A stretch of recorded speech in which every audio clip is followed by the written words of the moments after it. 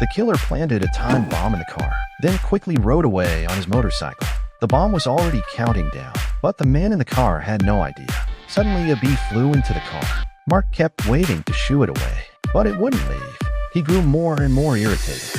Stopped the car to chase the bee out. The bee landed on the hood. Mark picked up his shoe and smacked it down hard on the bee. The killer, watching from a distance, thought he had succeeded, but then he saw Mark standing by the car, completely unharmed. Mark, unaware of everything, simply thought he was lucky. Frustrated, the killer had to continue the assassination. He fired multiple shots at Mark's car, successfully hitting the gas tank. Gasoline sprayed out instantly, but Mark was inside on the phone with his wife. Next, he noticed the cigarette lighter was broken, so he casually tossed it out the window. The gasoline on the ground ignited immediately.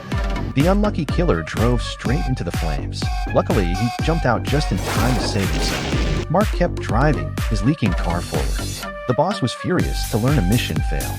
He decided to send his top assassin. Mark had just pulled into a gas station, and the ace killer quietly followed. With a flick of his arm, a blade instantly shot out. Mark, still unaware of the danger, was casually washing his hair with a water hose. Little did he know the killer pulled out a special knockout drug and quietly crept up behind him. Unexpectedly, the drug flew right into the killer's own mouth. Lucky Mark had dodged death once again. The killer barely managed to crawl out, only to accidentally trigger the mechanism on his arm, which punctured a tire, sending him flying into the air instantly. Learning the mission had failed yet again, the boss decided this time to take matters into his own hands. He secretly broke into Mark's home. When Mark and his family returned, the boss suddenly appeared from behind the door, pointing a gun at Mark. Mark and his wife were terrified, but what the boss didn't know was that something even more devastating was about to happen. A flashlight suddenly fell to the ground. The girl quickly turned it over. Luckily, the nervous kidnapper did not notice, but the kidnapper seemed to sense something. He turned on the light directly. Seeing the kidnapper so close, Lisa held her breath in fear. Fortunately, the kidnapper was focused on the bed. Just as Lisa was about to lose hope, the bag with the phone fell to the floor. Seeing the phone inside, Lisa felt a surge of hope. But when she used a stick to try to hook it, the kidnapper suddenly looked over. Lisa was too scared to move. Thankfully, the kidnapper was talking to the boss on the bed. He did not notice her. Seeing this, Lisa did not dare delay. She picked up the stick and slowly moved closer. But the stick was too short. She tried many times without success. She had no choice but to lean out and reach for it. The boss hand appeared above Lisa's head. Luckily, Lisa reacted quickly. She grabbed the bag before the kidnapper noticed. She took out the phone to call for help, but the phone shut down due to low battery. The girl felt completely hopeless, but worse was yet to come. The kidnappers found a way to treat their boss. They needed to lift the bed in the boss. She was about to be exposed. The kidnappers suddenly stopped. They had found a doctor. Soon a woman was brought in. As she bandaged the boss on the bed, the woman seemed to know someone was under the bed. She intentionally dropped something on the floor. When she bent down to pick it up, she saw Lisa under the bed. Then the woman calmly stood up. She stitched the boss wound, but the kidnappers were watching too closely. She found no chance to help Lisa escape. The girl could only keep hiding under the bed. At that moment, Lisa overheard their plan. They intended to rob a bank, then burn this place to the ground. Lisa knew hiding would not work. She saw a toy alarm clock nearby. She kicked it to set off the alarm and distract the kidnappers. She successfully escaped from under the bed, but when she ran downstairs and tried to open the door, she saw a stranger outside. Thinking he was the kidnapper's accomplice, she rushed back upstairs. She accidentally entered her boyfriend's room. Fighting excitement, she tried to untie him, but a voice suddenly spoke. It was the stranger from outside. The kidnappers heard the noise too. Soon screams came from outside the door. The girl quickly hid in the bathroom.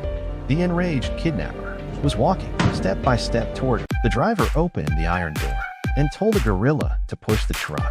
But despite using all its strength, the truck didn't move an inch. He ran to check the driver's cabin and found the driver hadn't released the handbrake. Once the brake was off, the gorilla quickly got the truck moving.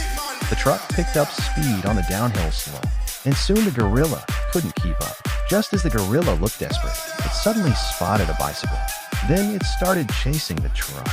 But because the brakes failed, it crashed right into the slowing truck. It turned out the truck had a flat tire, forcing the driver to stop. He planned to change the tire by the roadside, but unexpectedly, the driver didn't know how to fix it. The gorilla couldn't stand watching. It brought over a new tire to replace the flat. The gorilla skillfully used the jack and started loosening the lug nuts. Soon it had put on a new tire and tightened all the nuts properly. They thought they'd finally reached their destination, but the truck ran out of gas halfway. Luckily, there was a gas station nearby. Just as the tank was almost full, the driver had only one coin. The attendant immediately threatened to call the police. Suddenly, the driver noticed a circus poster. He saw a passerby holding a toy monkey and remembered he had a real one in the truck. So a dancing gorilla appeared at the gas station. After several hours of performance, they finally earned enough for the gas. Then they continued their journey, but didn't expect the road ahead to be so steep. The gorilla was knocked out instantly. The driver rushed the truck to the zoo, carrying the gorilla to see a doctor. What he didn't expect was the doctor had never treated a real animal. After listening for a long time, he couldn't find a heartbeat. So the doctor pulled out a huge needle and stabbed the gorilla with it. The gorilla instantly regained its energy. Then the driver delivered the gorilla to its destination. While waiting for the client to pay, the gorilla suddenly removed its costume head. It turned out to be an international fraudster who disguised as a gorilla to evade capture. The rich man then boarded a yacht to escape. While the driver chased frantically for his payment, the rich man pulled out a flare gun, but the driver threw a banana at him. And so, the billionaire who stole billions from banks was finally caught. The driver received a $1 million reward for helping solve the case. She goes on a wild shopping spree. The total comes out to $2,000, but she calmly pulls out a stack of coupons. Are you serious? Yeah. She spends 30 minutes scanning them all. The supermarket ends up owing her $2. The man behind her is completely stunned. Her name is Mary, a housewife who lives off coupon savings. Every day, she diligently buys stacks of magazines, then cuts out all the coupons from them. She even collects discarded product packaging. After working hard for some time, her home becomes completely packed with stuff. But when she opens a cereal box to try it, she finds the cereal has gone soggy. She immediately files a complaint with the company. Unexpectedly, they send an apology letter the next day, along with another coupon. Mary heads back to the supermarket to redeem the coupon. The cashier tells her, big companies can't be bothered with complaints. They usually just give out coupons to keep people quiet. This sparks a sudden idea in Mary's mind. A bold plan starts forming.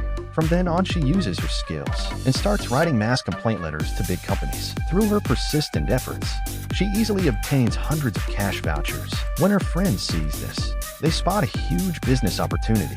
If they could sell these coupons for half price, they could make a fortune. But just writing complaint letters isn't enough. So the two start looking for the source of the coupons. Their investigation leads to a printing plant in Mexico.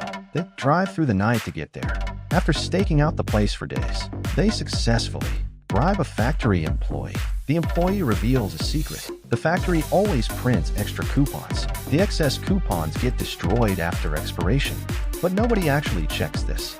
Mary exploits this loophole, getting a steady stream of coupons smuggled out. This marks the true start of their wealth journey. Mary sets up a coupon sales platform, selling them at half price.